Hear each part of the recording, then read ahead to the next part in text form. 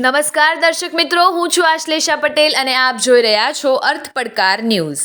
હિંમતનગરમાં દશામાના વ્રતને લઈને બજારોમાં ભારે ભીડ જોવા મળી। હિંમતનગરના ટાવર રોડ ઉપર હાલમાં વેચાણ માટે ઠેર ઠેર દશામાની 1 ફૂટથી લઈને 10 ફૂટ સુધીની મૂર્તિઓ બજારમાં ઉપલબ્ધ છે। મૂર્તિઓ માટે ઘસારો જોવા મળી રહ્યો હતો અને આજુબાજુના ગામડાઓમાંથી મોટી સંખ્યામાં બહેનો ઢોલ નગારા સાથે વાજતે ગાજતે દશામાની મૂર્તિઓ લેતા જોવા મળે છે। આમ શ્રાવણ માસની શરૂઆત પહેલા મોટો ધાર્મિક તહેવાર એટલે દશામાનું વ્રત। આગામી અષાઢ અમાસ એટલે દિવાસાથી શરૂ થતા દશામાનું 10 દિવસનું વ્રત। આ વ્રતમાં દશામાની મૂર્તિ લાવી 10 દિવસ ઘરે સ્થાપન કરી નકોડા ઉપવાસ કરીને સવાર સાંજ પૂજા અર્ચના કરવામાં આવે છે।